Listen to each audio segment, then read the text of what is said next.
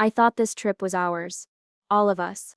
Months of planning, counting down the days, joking about what we'd do first. And I trusted them. Are you packed yet? I asked that morning, trying to sound casual. My bag was heavy, but my heart felt heavier. Yeah, my sister said, barely looking up from her phone. Dawnstedt, slow us down. I laughed it off. Probably a joke, that's what I told myself. At the airport, I ran ahead, dragging my suitcase, hoping to catch them before check-in closed. Hey, wait! I yelled. My voice cracked. Dawnstedt, leave without me. Nothing. Not a glance. Not a pause. They just kept walking. I sprinted. My chest burned. Seriously, stop. I stum right here. Still nothing. My brother turned slightly, smirked like I was invisible, and disappeared into the crowd. I froze. My stomach dropped. No, this isn't real, I whispered, gripping the handle of my suitcase so tight my knuckles whitened. I pulled out my phone, fingers trembling. Text to sister. Hey, wait. Dawnstedt, go. I set mir. Minutes passed. No reply. Text to brother, please. Dawnstedt, do this. Nothing. I backed away from the gate, watching the line swallow them, my voice drowned by announcements and rolling suitcases. People passed me. Some stared, some averted their eyes. Every glance felt like a needle in my chest. I slumped onto a cold, hard bench, the metal bit through my thighs. I felt the world spinning, betrayal pressing on me like gravity I couldn't escape. Why? I muttered, almost to myself. Why would you do this? I remembered the laughter at dinner last night, the jokes, the teasing. Every word now sounded hollow. Every memory a knife twisting in. You were part of the plan, I whispered, shaking my head. I thought we were a team. A woman with a stroller glanced at me. I forced a smile that didn't reach my eyes. Then the rage came. Slow at first, a simmering hot ache in my chest. How could they be so cruel? So cold. My mind replayed every small slight I'd brushed off. The rolling eyes, the whispered comments when I wasn't looking, the smirk my brother gave me when he joked about leaving me behind. I clenched my fists. I could feel it deep down, twisting through the heartbreak. I would make them see me, make them regret it. I looked at my phone again.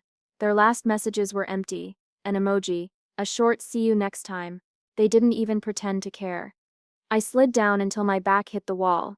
The airport buzzed around me, but I felt utterly alone. Everyone Sep's staring, I muttered. Everyone knows I Sep nothing to them. And that's when it hit me. Not just the humiliation, not just the betrayal, but the opportunity. I wasn't going to cry forever. I wasn't going to beg. I could make them pay in ways they'd never imagine. I didn't know how yet. I didn't even know the plan. But the seed was planted. My vision blurred with unshed tears. I squeezed my eyes shut. They think they Sep won, I whispered. They Sep wrong. I breathed in the sterile airport air, tasting my own anger, letting it fill the hollow space inside me. A part of me wanted to run after them, scream, beg, but another part, deeper, sharper, smiled. You left me, I said softly, almost to the shadows, but I shall be the one laughing next. I sat there, frozen, listening to the announcements, watching travelers hurry by, feeling the weight of what just happened.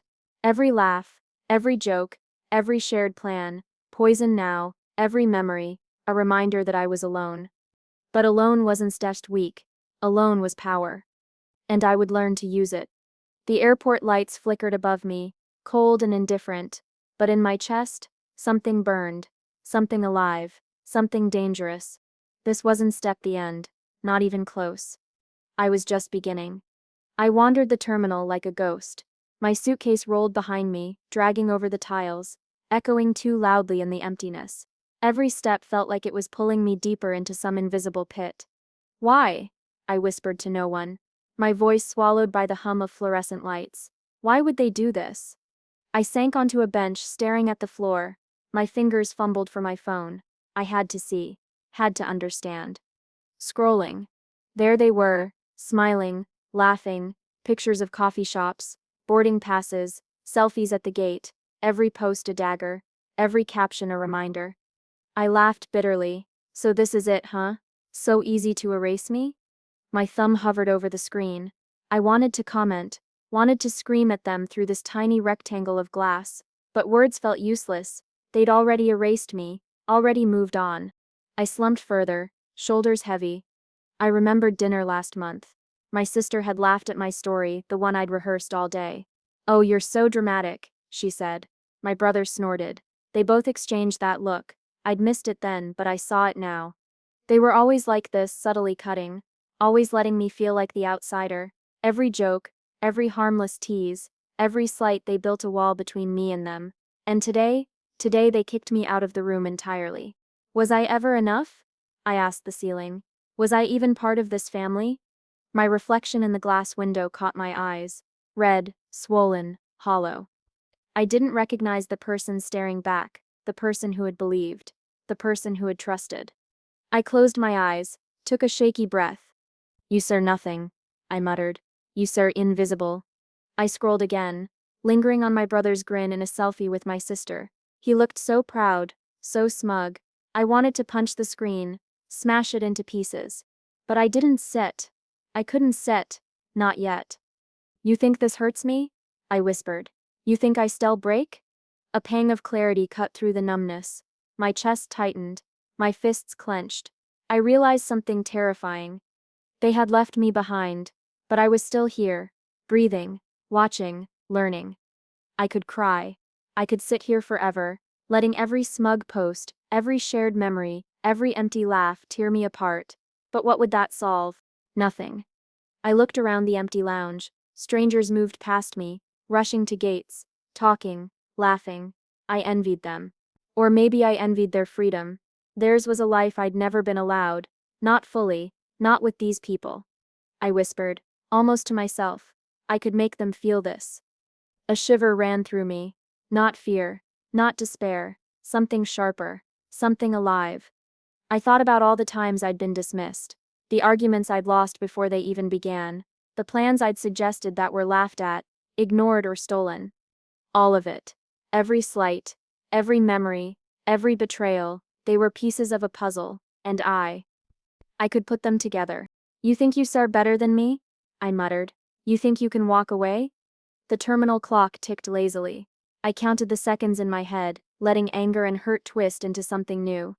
I pulled my jacket tighter around me, shivered, not from cold, from awareness. From power. Alone. I had never been truly alone. Not like this, not stripped down to nothing. And alone I realized I could see clearly. I could feel the raw edges of their cruelty, and I could turn it around. I scrolled one last time, lingering on a story my sister had posted. She laughed, pointing at the camera. My brother's hand on her shoulder, protective, smug. I swallowed the lump in my throat. "Soon," I whispered. "Soon you said'll understand what it sucks." I pressed my phone into my palm, almost like holding a weapon. It wasn't about threats yet, not words, not confrontations. It was about strategy, observation, timing, precision. Alone in the silence, I breathed, deep, slow. The loneliness didn't feel empty anymore. It felt sharp. It felt like an edge I could use. I didn't have to run to them. I didn't have to beg for attention. They had left a door open, and I was standing in the hallway, ready to step through. "You think you Sev won," I said quietly, "but the game Sep's just started. You left me behind. And now, I Seb'm the one who will move first." I looked around at the terminal again, feeling the weight of my solitude settle like armor, cold, hard, protective. For the first time in hours, I smiled. Small, subtle, dangerous. The pain was still there, the anger still fresh, but in that pain I found clarity. In that anger I found purpose. And in the silence I promised myself they will know what it feels like to be left behind. They will. Not today, not yet, but soon. Alone was instead weakness. Alone was the beginning. I sat in the corner of the cafe, sipping coffee that cost too much and tasted like regret. Steam curled up, ghost-like, into the air. I didn't care about the taste. I cared about the plan. "Another coffee?" the barista asked, smiling too bright. "Yeah," I muttered. "Make it strong." I pulled out my laptop, opened a new tab and started typing. Flights, policies, cancellation rules. I had always hated how the world favored the reckless, the arrogant, but now, That arrogance, that blind confidence. It was my weapon. Let's see how you like being reckless, I whispered under my breath. I thought about their faces at the gate. My sister, smirking, my brother acting untouchable. They thought life was easy, that nothing could touch them. I opened a travel website and started searching. Dates, airlines, seats, all of it. My heart raced as the plan formed. Every click, every keystroke, sharpened my focus. A man behind the counter noticed me staring at my screen, eyes narrowing. "Can I help you find a ticket?" he asked. "Yes," I said, leaning forward, my voice low. "I need to know all the rules, every loophole, every cancellation policy. Tell me what people usually miss." He raised an eyebrow. "That's SIP specific. You buying for yourself?" "Not exactly," I said, a small dangerous smile playing on my lips. "Just researching." He shrugged and started explaining options. Non-refundable, partially refundable, change fees, hidden policies. I listened like a hawk, absorbing every word, every detail. My fingers tapped the table in time with my heartbeat. "Some people don't read the fine print," he said. "They assume the ticket is theirs until they show up. They sept her careless." I smiled. That's exactly what I needed them to be. Careless, arrogant, reckless. "Perfect," I said softly, almost to myself. "Exactly perfect." I closed my eyes for a moment, visualized it. The gate, their smug faces, their laughter, the boarding passes in my hands. And then, nothing. Silence, confusion, panic. I could almost hear it. "Wait, what do you mean it's cancelled?" My sister's voice, sharp, incredulous. "You can't be serious," my brother yelling. The smirk gone, replaced with disbelief. And me, I'd be standing there invisible but victorious, calm, collected. I leaned back, letting the heat of anger settle into a calculated chill.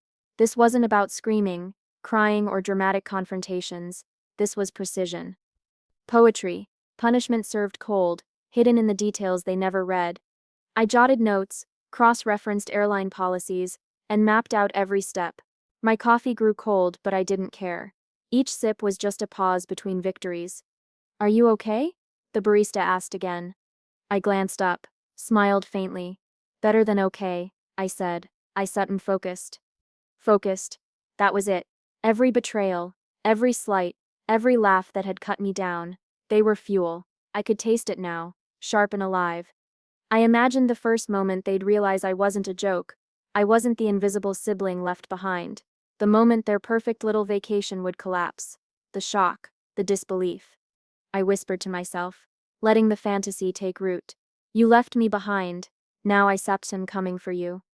The more I planned, the more alive I felt. My chest pulsed with anticipation, rage mixed with cunning, anger with clarity. Every detail mattered. Every loophole counted. I thought about timing, when to act, how to make it untouchable, irreversible, a puzzle they could never solve until it was too late. "This is beautiful," I murmured, almost reverent, silent, precise, perfect. A man walked past, talking on his phone, laughing.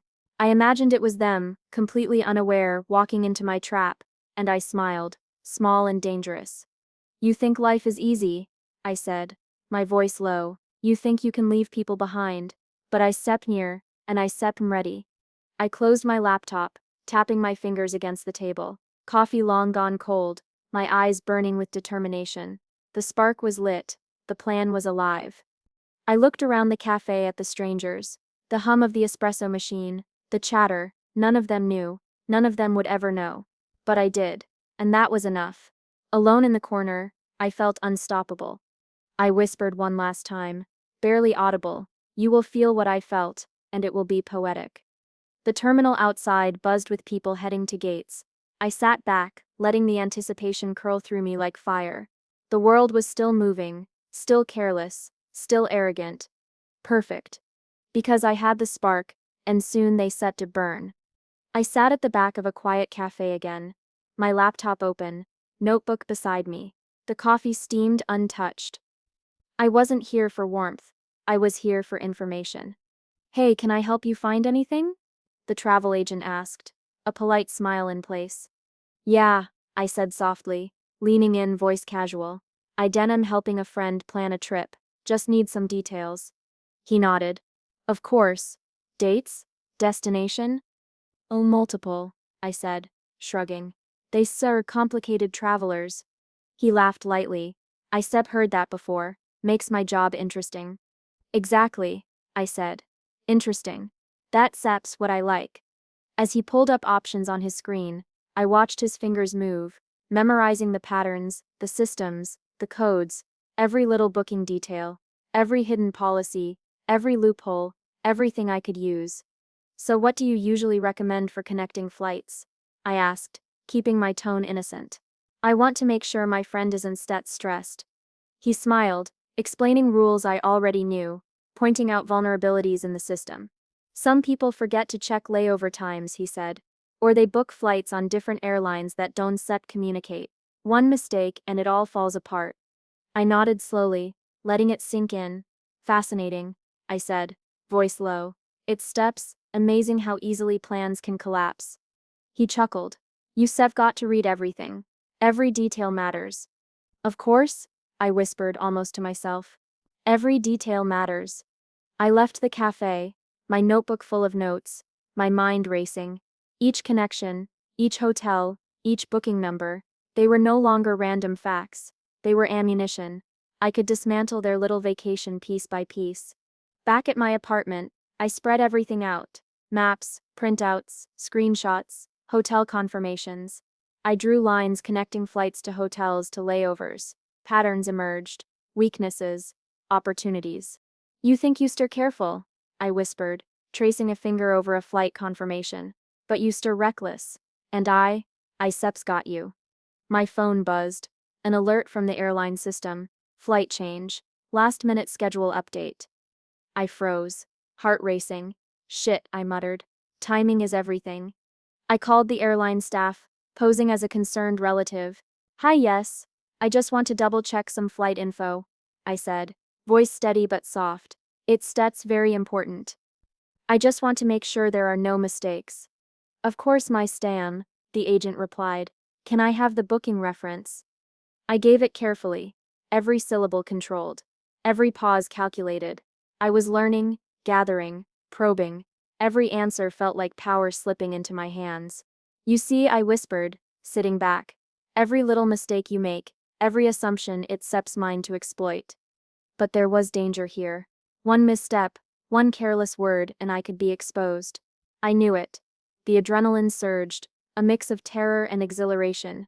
My hands shook slightly as I typed the next set of notes. I remembered the fear from the airport, the humiliation, the betrayal, but now it transformed into something sharper. Clean, dangerous. Are you sure this is safe? I asked myself aloud, voice barely above a whisper. You stir crossing lines you've never crossed before. The reflection in my laptop screen looked back at me. Tense, focused, a predator cloaked in civility. I pulled up another itinerary, noting hotel check-ins, flight numbers, and transfer details. I memorized the order, the timing.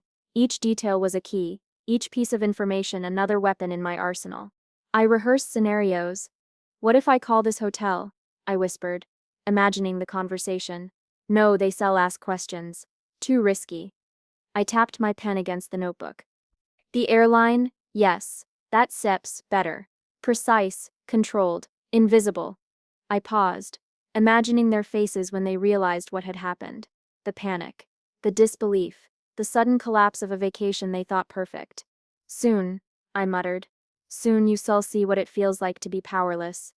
My phone buzzed again, another alert. A flight delay. Small, seemingly random, but to me, a thread I could pull, a domino waiting to fall. I leaned back, breathing slowly. Fear still lingered, gnawing at the edges, but it was no longer paralyzing. It was a tool, energy, focus, fuel. You sat there ready, I whispered. You sat there ready to cross the line. I looked around my apartment at the organized chaos of printouts, notes, and my laptop glowing with information. It was more than planning. It was strategy. Observation. Precision. I tapped a finger against the desk. You think life is easy for you? I murmured. You think arrogance protects you? No. Your recklessness will be your undoing. Each night, each small discovery, each calculated conversation with the travel agent, with the airline staff, it all sharpened me. I wasn't the sibling left behind anymore. I was patient, calculating, ready. I closed my notebook slowly. Coffee gone cold, laptop dimmed, but inside, a fire burned, thrill mixed with terror, power mixed with fear. And I realized something terrifying. I didn't care if I was scared. That fear was mine now. Fuel for what was coming. I whispered, almost gently, this is the line I've been waiting to cross, and I will. You self-pull see every detail, every plan, every careless mistake, you self-feel it. You self-feel everything you left me to feel. The city lights outside flickered. The apartment was silent, the thrill of anticipation hummed through me, quiet but insistent. I was ready, and they were walking straight into my hands. I sat at my desk, fingers hovering over the keyboard. My heart drummed not with fear, but with anticipation. This was it. The moment everything I'd been planning would come to life. I opened the airline website one last time. Booking numbers, confirmation codes, seat assignments, everything I had tracked so meticulously. Every loophole I'd memorized, every tiny flaw in the system. Ready. I whispered to myself, almost reverently, this is for all the times you left me behind. All the times I trusted you. I bought the tickets first. A gift, a thoughtful surprise for them. My sister would gush, my brother would smirk, they'd never suspect a thing. I confirmed the reservations, smiled faintly at my screen. They still thank me, I muttered, and then they one-stet. I leaned back, letting my eyes skim the emails. Hotels confirmed, flights booked, car rentals, everything perfect. Their arrogance, their assumption that the world bent around them, it was all still intact. For now, I picked up the phone, pretending to call a travel agent for help. Hi, yes, just confirming some bookings, I said, voice light, casual, want to make sure everything is set. You know, surprises for loved ones. Yes, ma stem, the agent replied. All confirmed, no issues. Great, I said, voice smooth, thanks for helping. I hung up. The quiet thrill settled over me, a low hum in my chest. Then, I began. First, the flights. Each click deliberate, each confirmation precise. Cancel, I whispered. Disappear. I imagined their faces at the airport. My sister scanning the gate monitor, confusion first, then panic. My brother confident, smug, suddenly realizing nothing existed for them anymore. I moved to the hotels. Same methodical precision, each reservation erased, each confirmation voided. The system swallowed their plans like a black hole, leaving nothing behind. Where's our room? I heard her voice in my mind, sharp, incredulous. They said it was confirmed.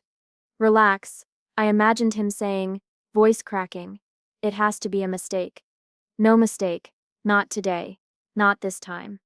I pictured them standing at the check-in desk, luggage in hand, disbelief painted across their faces, the clerk shaking his head. Sorry, Messip, sirs, nothing under your name. I smiled. Small, satisfied, almost cruel. I paused to savor it. For the first time I felt control not just of the situation but of myself. The helplessness, the humiliation from the airport, the endless nights of planning, of waiting, all transformed into power. I whispered softly, you think life is easy. You think people forgive arrogance. Not me.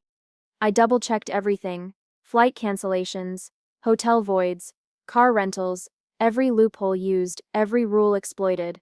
Nothing was reversible. Nothing would save them. I imagined their panic morphing into anger, screaming, blaming each other.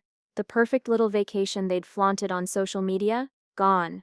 I leaned back, breathing slowly. It's steps quiet, I whispered. Silent. You once set see me coming.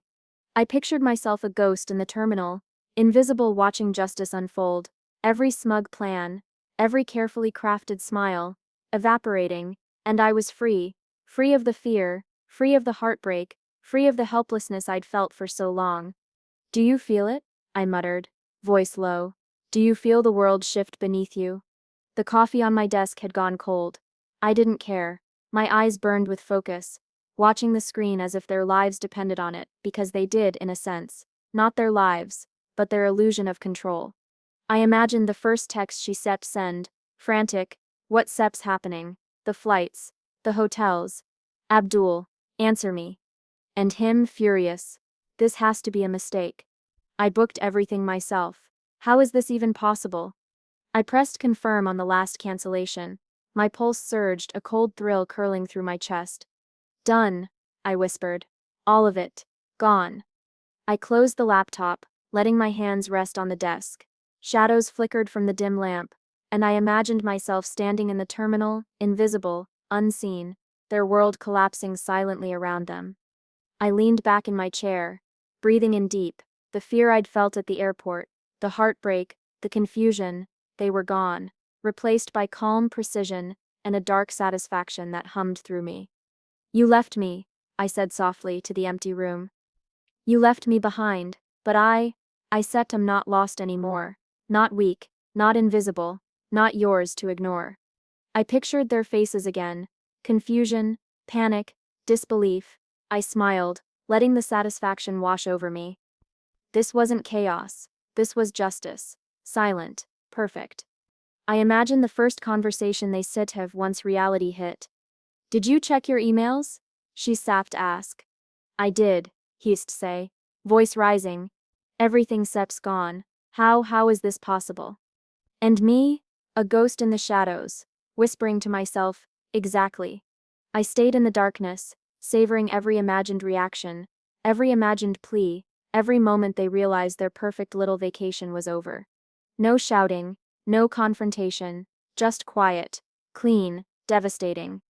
I felt alive in a way I hadn't felt in months. Anger, heartbreak, humiliation, all transformed into power, control, precision.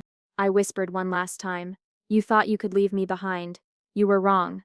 Every plan, every smug smile, every careless step, it sups all yours to lose. And for the first time, I allowed myself to rest. Not defeated, not angry, not afraid, but triumphant. I had crossed a line, yes, but it was mine to cross. And I would never look back. My phone buzzed relentlessly. Calls, texts, notifications. I didn't answer. I didn't need to. I was somewhere else, watching. They're panicking, I whispered to myself, voice low, almost reverent. I imagined my sister standing in the kitchen, phone in hand, pacing. Abdul? Why zid stet anything working? The flights, the hotels, I don't stet understand. And him, my brother, slamming his laptop closed, face red, voice rising. It has to be a mistake. I booked everything myself. How is this possible? I smiled faintly, leaning back in my chair, silent, calm, invisible. Friends called, family messaged. Are you okay? Can we help? What happened? They couldn't fix it. They couldn't undo what was already gone. Every plan, every smug assumption, every little joke at my expense had vanished with the click of my fingers. I pictured them arguing, their voices sharp, desperate. Maybe the airline messed up, she said. No, he snapped. It's Sep's, not the airline. Something Sep's wrong. Everything is gone. I felt a rush, cold, intoxicating. Not gloating out loud, not shouting or rubbing it in, just this quiet triumph. You thought life was easy, I murmured. You thought I stepped behind, invisible, unworthy. I watched as panic spread through them like wildfire. Every call they made was met with confusion. Every frantic message a reminder that control had shifted. Can we reschedule, please? She begged over the phone. It's too late. I imagined the clerk replying, voice sympathetic but firm. Nothing can be done. All bookings have been cancelled. I closed my eyes for a moment. The chaos, the disbelief, it was almost beautiful, poetic even. I remembered the airport, the bench, the empty terminal, the humiliation, the betrayal. Every moment they thought I was nothing had led to this. A notification popped up, another message from my brother. Who would do this? I whispered to the empty room, letting the words linger. I would, and I did. I imagined their friends showing up, trying to console them. It's Stet's just a trip, someone said. Don't set worry, it's Stet work out. It wouldn't, not this time. Not after months of arrogance, months of dismissal, not after everything they had done to me. I sup and still here, I whispered softly. I sup and still standing, You underestimated me for the last time. I pictured my sister frantically scrolling, checking emails, refreshing confirmations, hoping anything had survived. Each refresh a nail in the coffin of their control. I don't get it, she cried. We had everything planned. They are never going to forgive themselves, I murmured, and they shall never see me the same way again. Not as the joke, not as the leftover. My phone buzzed again. Another call. I let it ring. I didn't need anyone right now. I was collecting the echoes of panic, savoring the unseen fractures in their carefully curated world. I thought about all the times they laughed at me, brushed me off, made me feel small. Every smirk, every whispered comment, it all fed this moment. They didn't see it coming, I whispered. They never did, and now look. I imagined the texts to friends. Everything sep's gone, all of it. We can seps go. Nothing sep's working. And the replies, are you serious? How is this even possible? Did you check with the airline? I leaned back, letting the satisfaction settle like a warm weight in my chest. Silent, controlled, unspoken. I pictured them in the living room, shoulders slumped, faces pale, realizing that no one, not friends, not family, not their own arrogance, could save them from the consequences. You think you can control everything, I murmured. You think the world bends for you, but look, the tables have turned. I remembered the small betrayals, the subtle undermining, the endless microaggressions, every slight I had dismissed, every laugh I had endured. It all counted, it all led to this quiet strike. Power, I whispered, tasting the word. Not chaos, not anger, not revenge for show. Power, precise, silent, perfect. I imagined them calling each other, voices tight with panic and disbelief. Did you check again? Its steps all gone. And me, invisible. Watching, collecting every reaction, every stumble, every falter. I closed my eyes, letting it sink in. The humiliation they'd caused me, now mirrored back. But quiet, subtle, I didn't need to gloat. I didn't need to make noise. I whispered again softly. You underestimated me. You forgot I could see, that I could plan, that I could wait. The thrill hummed through me, low and steady. This wasn't just about a trip, it was about reclaiming every ounce of control I'd ever been denied. The phone buzzed one last time. I ignored it, letting the silence speak. My sibling's world had collapsed, and I didn't lift a finger to gloat. I simply existed in the aftermath, savoring the quiet justice I'd orchestrated. Finally, I whispered. Finally, it's mine. And for the first time in months, I felt untouchable, unseen, and completely in control. The door slammed. My heart didn't skip. My chest didn't tighten. I had been waiting for this. Abdul, my sister shouted, face red, voice sharp, trembling with rage. What did you do? I stayed seated, calm, letting the silence stretch, let them fill it with their fury. What do you mean? See, what did I do? Seech and my brother barked, pacing, fists clenched. Everything was cancelled. Flights, hotels, gone. Do you have any idea what this means? I let a small, quiet smile tug at my lips. Not loud, not gloating, just satisfaction. You did this? My mother asked, voice shaking, eyes wide with disbelief. How could you? We trusted you. Trusted me? I whispered, voice soft but edged with steel. You left me behind. You ignored me. You humiliated me. And now, you seemed shocked. Their faces twisted, a mix of anger, confusion, and something else. Something I had been waiting to see for months. Regret. My sister booked the hotel, my brother said, voice tight, disbelief bleeding into panic. She handled everything. How could you know the loopholes? How could you? I watched, I said quietly, letting each word land. I listened, I learned, and when it was time, I acted. My sister took a step toward me, fingers trembling. But why? Why would you do this to us? I let the silence speak, my calm a mirror to their chaos, my gaze steady, unflinching. Because you left me behind, I said finally. Because every laugh, every whispered insult, every time I was dismissed, forgotten, it counted. You thought it didn't matter, but it did. And now, you feel it. They froze, as if the words had burned through the air and landed straight into their chests. You can set just punish us like this, my brother said, voice cracking. We stir family. Family, I repeated, voice low, each syllable deliberate. Family doesn't spet walk past you at the airport.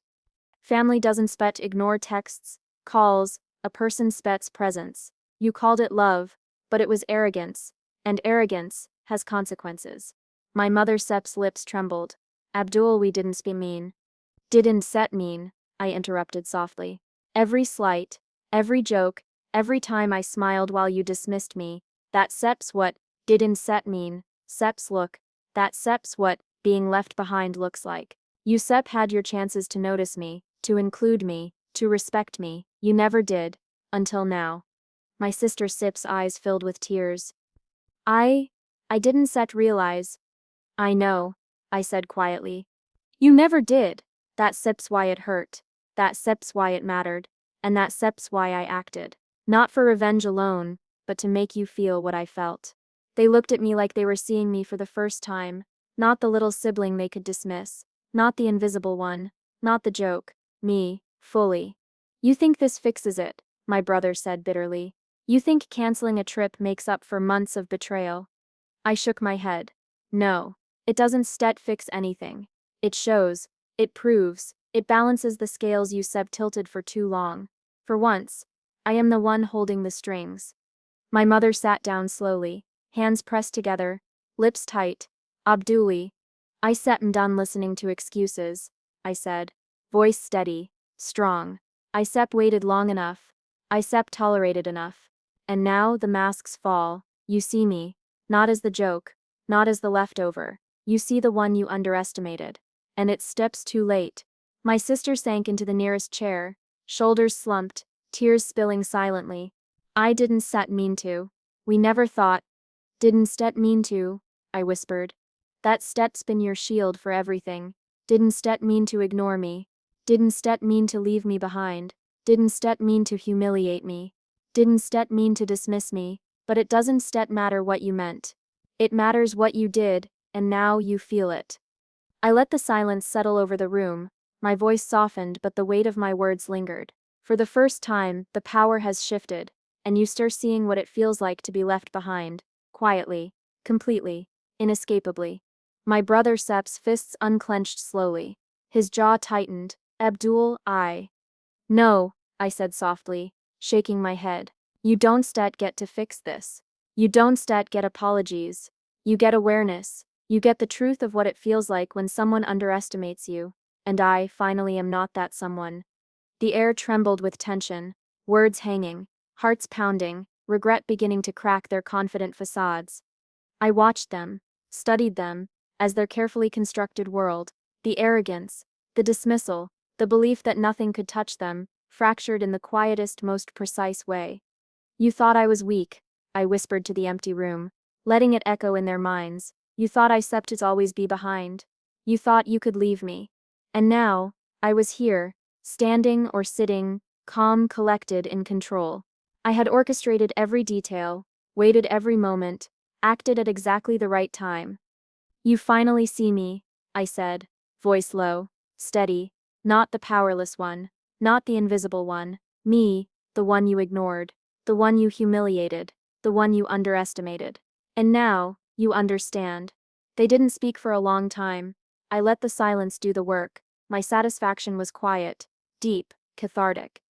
For the first time in my life, I wasn't the powerless one. I had shown them. I had proven that being left behind didn't mean being forgotten. And the masks had finally fallen. The apartment was quiet, too quiet, almost. No buzzing phones, no frantic messages, no angered voices, just me. I sank into the chair by the window, letting the city lights blur through the glass. My hands rested on my knees, trembling slightly, not from fear, but from the adrenaline finally ebbing away. I did it, I whispered softly, almost to myself. I actually did it. The silence answered, patient, heavy, affirming. I thought back to the airport, the cold bench, the empty terminal, the sting of being left behind, the humiliation, the panic, the helplessness, every glance, every whisper, every ignored call. It all came rushing back. You remember that? Dawn set you, I muttered. How small you felt, how invisible, how easy it was to dismiss. And I had been dismissed, ignored, overlooked, brushed aside like I was nothing. But not anymore. I traced the edge of the notebook where I had planned everything. Lines connecting flights, hotels, connections, chaos mapped into order. I had waited, I had calculated, and I had acted. You thought you were untouchable, I whispered. But no one is untouchable. Not arrogance, not cruelty, not careless confidence. The thrill of revenge had been intoxicating. I wouldn't lie. Feeling their panic, imagining their faces at the airport, the disbelief, it was a heady power, but the rush wasn't the point anymore. I realized that. It was instead cruelty, I said softly. It was reclaiming me, my voice, my agency, my control. I closed my eyes. Months of hurt, months of small betrayals, every dismissal, they had been sharp, cutting, relentless. And yet each scar was now a mark of strength. Not weakness, not humiliation, proof that I survived. I whispered the words again, letting them sink deep. I am not powerless, I am not invisible, I am not theirs to leave behind.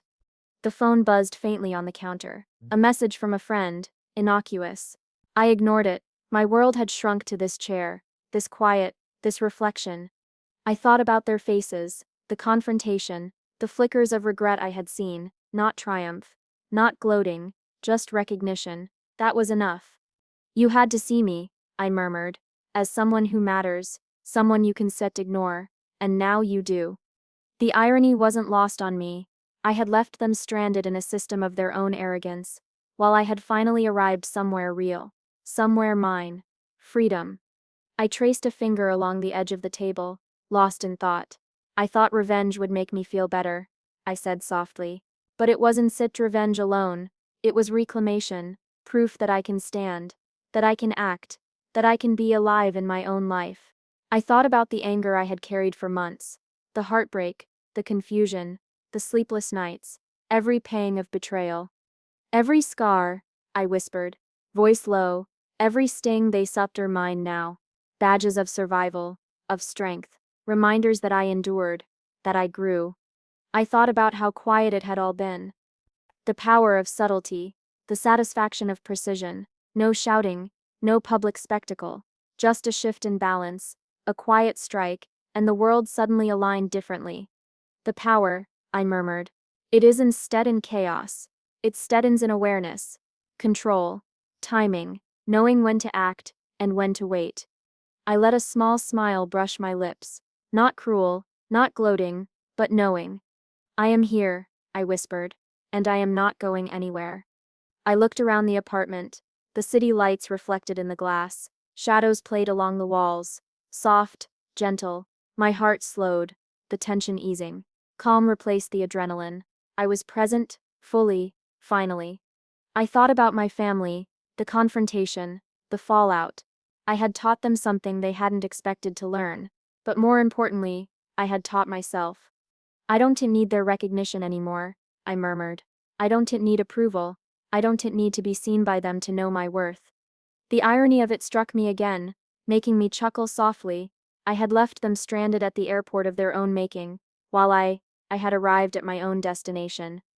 Freedom. I leaned back, letting the chair cradle me. The quiet hummed around me. The world outside continued, but it no longer pulled at me. I was anchored. I was steady. I was complete.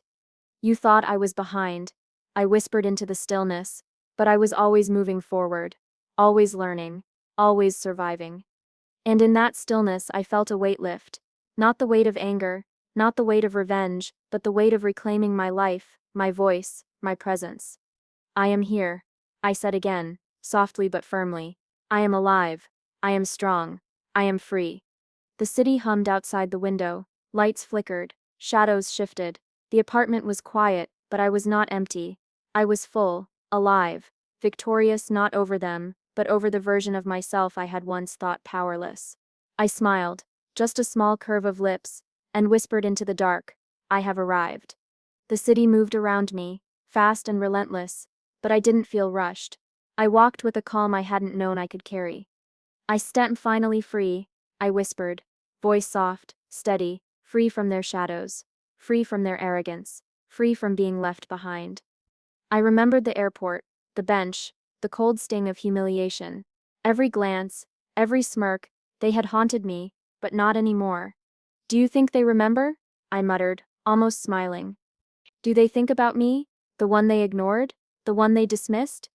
Probably, I imagined them, still flustered, still reeling from the quiet strike I had executed. But it didn't matter. I didn't live for their recognition anymore. Some friends reached out. Are you okay? They asked. We were worried. I'm better than okay, I replied, and they could feel it in my tone, calm, confident, untouchable. Life shifted, some relationships healed slowly, with honest conversations and boundaries redrawn. Others ended, naturally, quietly. Some people couldn't adjust to the new version of me, and I didn't care. I sup some done apologizing for being me, I whispered to the empty apartment, letting the words settle. I sup some done shrinking. I sup some done being invisible. I traced my finger over my phone screen, scrolling through the messages I had ignored for months. Friends checking in, distant relatives worried. I smiled faintly. Connection mattered, but only the right kind of connection. You see, I whispered softly. Empowerment isn't step forgiveness. It steps control. It steps knowing you can act, knowing you can rise when others leave you behind. I remembered their faces, the confrontation, the regret flickering too late, not sweet revenge, not gloating, just balance restored. Silent, precise, perfect. Abdul, my own voice echoed in the quiet room. You aren't set defined by what they did, you set defined by what you chose to do. The airport incident would always linger, like a shadow in a corner of my mind. But it no longer held power, no longer dictated my life. I set my own pilot now, I whispered, eyes closing briefly. Not trapped, not sidelined, not forgotten, free to chart my own course. I thought about opportunities I had ignored before, thinking I had to wait for permission, approval, acknowledgement. That waiting was over. Opportunities are for the taking, I said aloud, letting it land, and I take them. I seize them. I create them.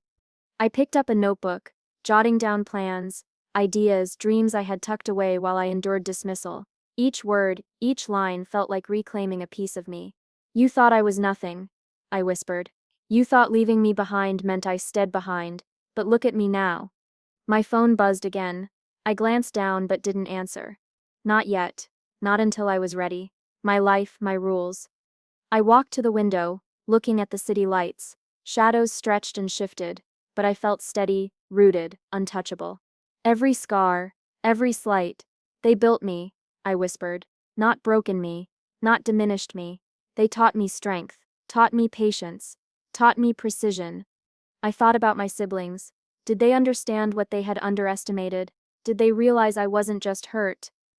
I had acted quietly, completely, flawlessly. They never saw me coming, I murmured, voice low but proud, and now it doesn't matter if they do. I already won. I turned from the window, letting the city hum beneath me. No triumphal music, no flashing lights, just peace, just control, just clarity. Abdul, I whispered, almost laughing softly. You've arrived, and this time you're not leaving anyone behind. Except, maybe yourself in the past. The one who was small, invisible, afraid. I smiled, letting it linger. Confidence, power, and calm, combined. I had rewritten my story. Not for them, not for anyone, but for me. I choose the path. I choose the timing.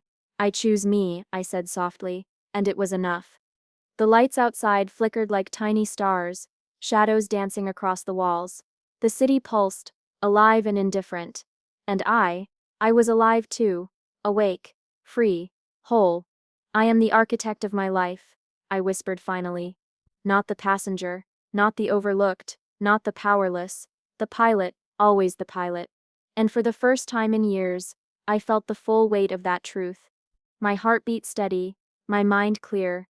I had moved forward, and nothing, no one could stop me now.